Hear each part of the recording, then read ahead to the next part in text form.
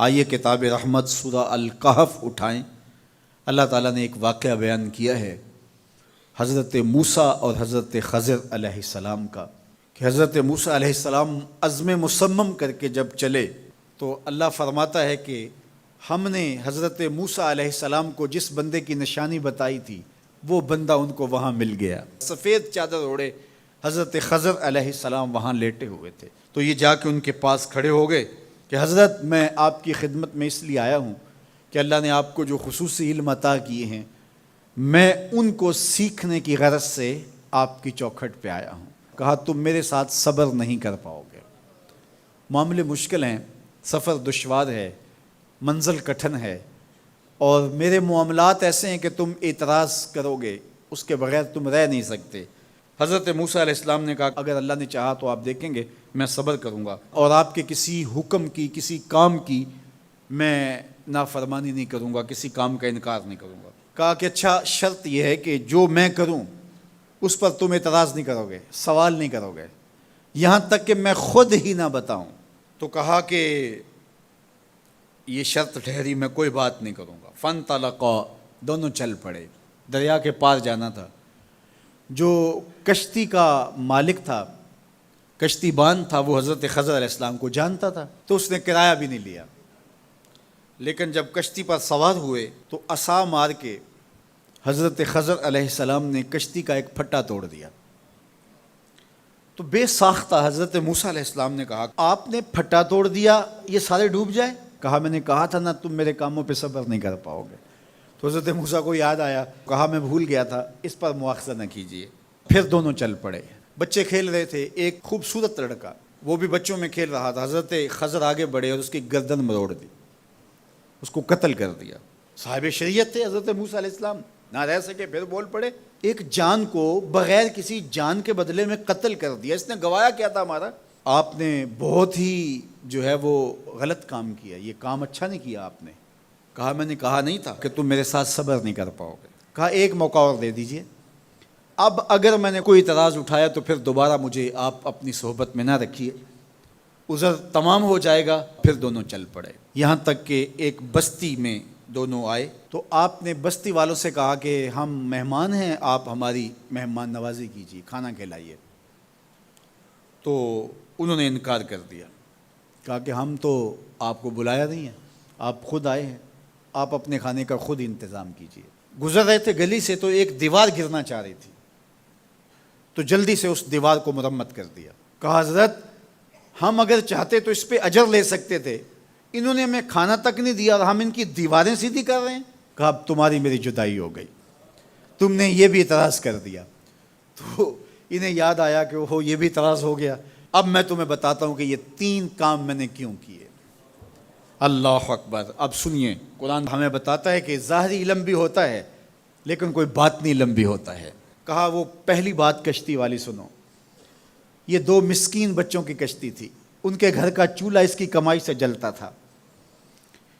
دریا کنارے کنارے ایک ظالم بادشاہ رہا تھا جو لوگوں کی کشتیاں چھین رہا تھا، ہم نے تھوڑا سا عیب لگا دیا، وہ ٹوٹی کشتی چھوڑ کے چلا گیا۔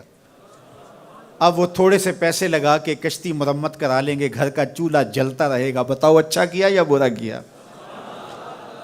کہا رہی بات اس بچے کی جس کو ہم نے قتل کیا، اس کے ماں باپ مومن تھے، نیک تھے، صالح تھے، بچے نے بڑا ہو کے بہت برا ہونا تھا، ہم نے اس کو قتل کر دیا، اللہ اس کے بدلے ان کو بہتر اولاد دے گا۔ علماء تفسیر نے لکھا ہے اس بچے کے بدلے میں اللہ نے ان والدین کو ایک بیٹی عطا کی جس کی نسل سے 70 نبی پیدا ہوئے۔ دیوار کی کہانی بھی سن لیجئے، یہ شہر کے 2 یتیم بچوں کی دیوار تھی اور اس کے نیچے ان کا خزانہ تھا، اور ان کا باپ بڑا نیک تھا۔ خزانہ دیوار کے نیچے ہے، دیوار گرنا چاہ رہی ہے، کسی معمولی دھکے سے گر جاتی۔ 2 ہی صورتیں تھیں، یا وہ بچے خود اپنا خزانہ اٹھا لیتے یا لوگ اٹھا کے لے جاتے۔ لوگ اٹھا کے لے جاتے پھر بھی ہاتھ میں کچھ نہ آیا، اور اگر وہ خود اٹھا لیتے تو بچے ہیں، بچپنے کی وجہ سے وہ اس کو اڑا دیتے۔ تو ہم نے اس کے اوپر دیوار کھڑی کر دی، جب تک وہ اس قابل نہیں ہو جاتے کہ یہ خزانہ نکال کے اس کو صحیح مصرف پہ لگا سکیں، اتنی دیر تک دیوار گرے گی نہیں۔ اللہ اکبر۔ وہ کسی وجہ سے دیوار قائم رہے گی، اور جب وہ اس عمر کو پہنچ جائیں گے جس عمر میں وہ اس خزانے کو سنبھال سکیں گے تو پھر دیوار خود بخود گر جائے گی اور یہ خزانہ نکال کر کے اپنے کام پہ لے آئیں گے۔ میں جب پہلی مرتبہ اس کو جو ہے وہ غور کے ساتھ تلاوت کیا تو مجھے یہ لگا کہ اس کا انطباق پاکستان کے حالات پہ بھی ہو سکتا ہے، اس لیے کہ یہ بھی یتیموں کا سرمایہ ہے۔ کتنے یتیم روتے بلکتے رہ گئے اور ان کے سر سے جو ہے وہ سائے اٹھ گئے اس وطن کے لیے، لیکن میرے مالک نے اس ملک کے خزانوں پر گہرے پہاڑ اور بڑی بڑی دیواریں کھڑی کر دی ہیں۔ جب تک یہ قوم بلوغت تک نہیں پہنچے گی اتنی دیر تک وہ خزانے ظاہر نہیں ہوں گے، اور جب یہ قوم اپنی بلوغت تک پہنچے گی، شعوری بلوغت، فکری بلوغت، علمی بلوغت، اور رب سے جو وعدہ کیا تھا پاکستان کا مطلب کیا، لا الہ الا اللہ، جب اس بلوغت تک یہ پہنچ جائے گی، اس وعدے کی تکمیل ہوگی، پھر رب دیوار ہٹا دے گا اور پاکستان کو اللہ اتنے خزانے دے گا اور پاکستان ایسا مالا مال ہوگا دنیا دیکھنے آئے گی انشاءاللہ۔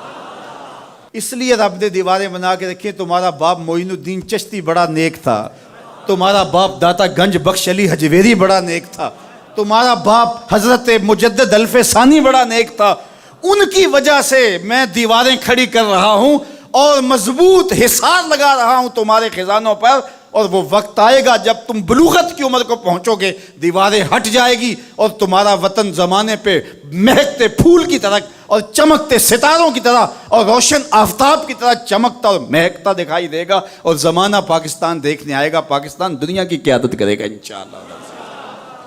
تو کہا یہ تعویل ہے ان باتوں کی جو باتیں میرے رب نے مجھے بتائی، اور یہ میں نے اپنی مرضی سے نہیں کہیں، اور جو میں نے کیا اپنی مرضی سے نہیں کیا۔